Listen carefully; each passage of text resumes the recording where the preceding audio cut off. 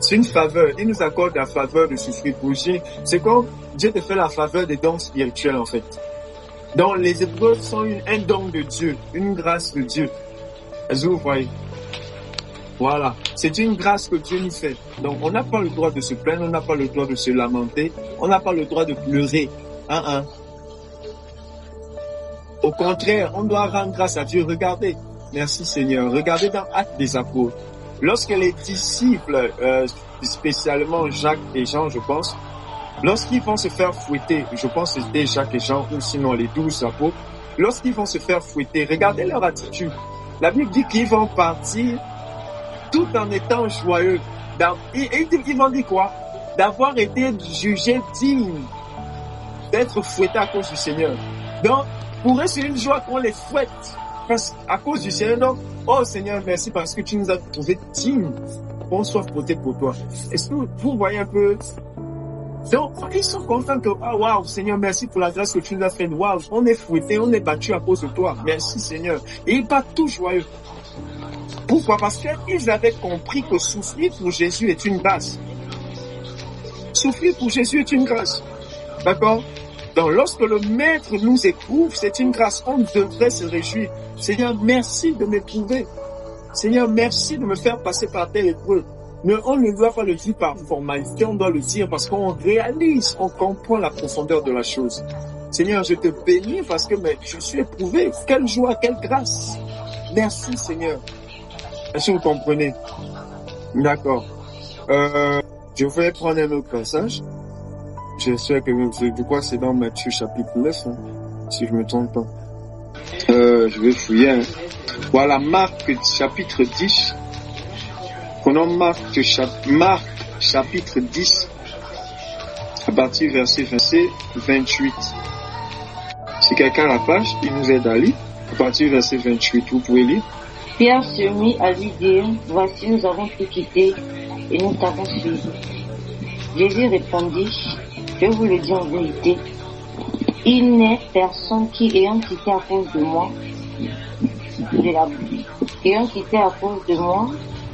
et à cause de la bonne nouvelle, sa maison, ses frères ou ses sœurs, ou sa mère ou son père, ou ses enfants ou ses terres, ne reçoivent au centuple présentement dans ce siècle-ci des maisons, des frères, des sœurs, des mères, des enfants et des terres avec des persécutions et dans le siècle à venir, la vie éternelle.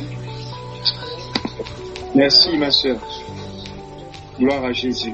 Pendant la prédication que je vais faire par la grâce du Seigneur, je prendrai quelques exemples sur ma misérable personne parce que, en vérité, on ne peut pas prêcher l'évangile. Du moins, on ne peut pas enseigner des choses telles que, par exemple, le thème sur les épreuves, si nous-mêmes on n'a pas été éprouvés, en fait. Voilà. Je disais la dernière fois, pour ceux qui étaient là, qu'en fait, s'il y a une chose que le Seigneur m'a beaucoup enseigné depuis ma conversion, ce sont les épreuves. Il y a la foi, il y a les épreuves. C'est les deux thèmes sur lesquels le Seigneur a beaucoup pris le temps de m'enseigner. Donc, le Seigneur a pris le temps de revenir et de m'enseigner. Donc, si je prends quelques exemples sur des situations que j'ai pu vivre et des épreuves que j'ai pu endurer, ce n'est pas pour me glorifier, je vous en supplie. Et je prie que le Seigneur garde mon cœur. C'est simplement pour attester la parole et en même temps pour vous encourager, parce que le témoignage aussi est une prédication et aussi une source de vie, d'accord, lorsqu'il est selon le Seigneur. Donc j'espère que ça ne va pas vous gêner. Donc, vous voyez ce que le Seigneur dit. Pierre va dire, mais attends Seigneur, on a tout quitté, nous on gagne quoi dans cette affaire de te suivre? De toute façon, tu es venu, tu nous as trouvé en train de pécher, et puis tu nous dis, suivez-moi, je ferai de vous des pécheurs. Donc, et sans réfléchir, on a tout abandonné, et voilà, on s'est mis à te suivre. Bon, Seigneur, en vérité, qu'est-ce qu'on y gagne? Pierre n'est pas hypocrite, il n'est pas comme certains chrétiens. Seigneur, je ne veux rien, vraiment, Seigneur, faut savoir, on veut quelque chose. Quand on suit Jésus, on veut quelque chose. Ah ben oui, on suit Jésus pour avoir quelque chose. Non? C'est quoi? La chose là, c'est quoi? C'est la vie éternelle, non? Donc, ne faut pas dire au Seigneur, je ne veux rien. Tu veux quelque chose. Tu veux la vie éternelle. Voilà, c'est une parenthèse. Et Pierre va dire, mais attends, Seigneur, qu'est-ce que l'on gagne dans l'affaire? Et Jésus va dire à Pierre, bon, en vérité, il n'y a personne je résume, il n'y a personne qui a tout quitté en fait, qui a tout abandonné pour me suivre et qui ne reçoit au centuple tout ce qu'il a perdu. En petit cadeau maintenant, Jésus ajoute quoi? Donc il va mettre comme bonus, il va dire ok, tu as perdu tout ça, je vais te redonner ce centuple, mais en fait, je t'ajoute quelque chose, c'est les persécutions, en d'autres termes, les souffrances, les épreuves, les tribulations. Est-ce que vous comprenez? Donc, c'est encore pour montrer à quel point souffrir pour Jésus est une grâce, c'est un cadeau. Que Jésus a dit, tu as pu quitter, non, ok. Bon, au-delà de tout ce que tu as quitté, je vais te redonner ce centuple. Mais ce que je vais faire en plus, c'est que je vais t'ajouter quelque chose que tu n'avais pas. C'est les souffrances à mon nom. Ah ben oui. Je vais te donner quelque chose que tu n'avais pas. C'est les souffrances à mon nom. Et quand on va arriver dans l'enseignement, vous allez comprendre pourquoi c'est glorieux de souffrir pour Jésus. Et je me réjouis par la grâce du Seigneur de souffrir pour Jésus. Ce n'est pas évident, ce n'est pas souvent facile. Mais lorsqu'on réalise, c'est une grâce. Et Pierre va exprimer ça en disant, armez-vous de la pensée de souffrir. Est-ce que vous voyez? Parce que Pierre avait compris. Armez-vous de la pensée de souffrir.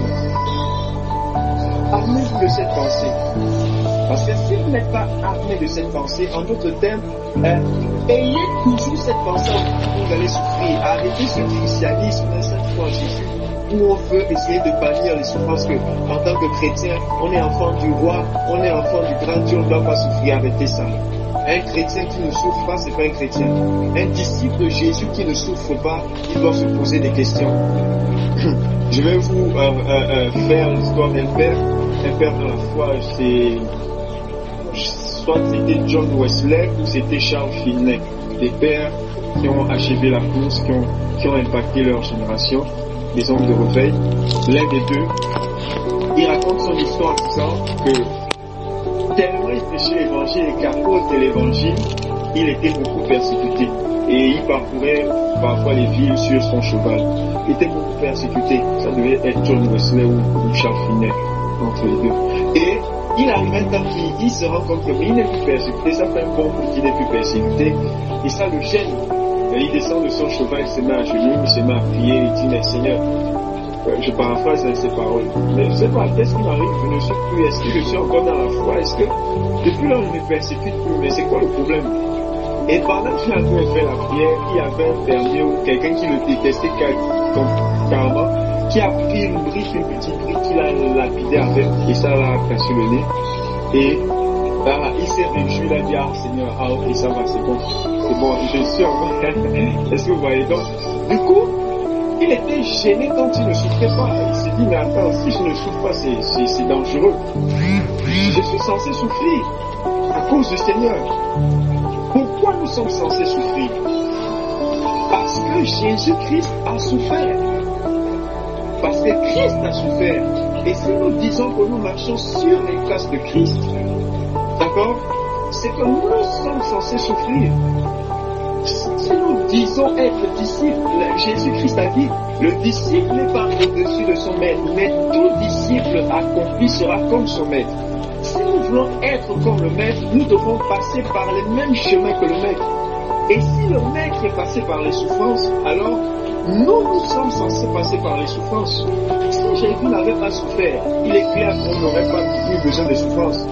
Mais parce que Jésus-Christ a souffert, d'accord, nous aussi nous avons besoin de souffrir. Est-ce que vous voyez? Voilà. Donc, voilà un peu le début de ce que je veux dire. Je continue.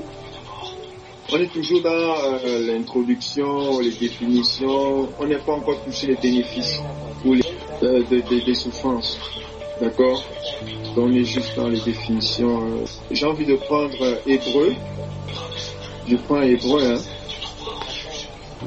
C'est bon, vous êtes avec moi? Ok. Prenons chapitre 2. Chapitre 2 à partir du verset 10. Si je ne me trompe pas ici, c'est ça. Je vais vérifier. Oui, Hébreu chapitre 2 verset 10. Une autre personne va toujours prendre Hébreu, mais un autre chapitre, Hébreux chapitre 2, verset 10, Hébreux chapitre 5, verset 8. Donc, on a Hébreux chapitre 2, verset 10, Hébreux chapitre 5, verset 8. On peut lire, c'est bon. Regarde la page. Je vais lire Hébreux 2, 10. Il convenait en effet que celui pour qui et par qui sont toutes choses et qui voulait conduire à la gloire beaucoup de fils, éleva à la perfection par les souffrances le prince de leur salut. Hébreux chapitre 5. C'est lui qui, dans les jours de sa chair, ayant présenté avec le grand Christ et avec l'art des prières et des supplications, en celui qui pouvait nous sauver de la mort, et ayant été exaucé à cause de sa piété, a appris bien difficile l'obéissance par les choses qu'il a soufferte. Voilà. La Bible nous dit que le Seigneur Jésus-Christ a appris l'obéissance, bien qu'étant fils de Dieu, d'accord, il a appris l'obéissance par les choses qu'il a souffert, d'accord. Et Hébreux chapitre 2, verset 10, ça va nous dire que lui qui est le prince de notre salut, d'accord, il a été, d'accord, rendu parfait par le moyen des souffrances. Vous comprenez?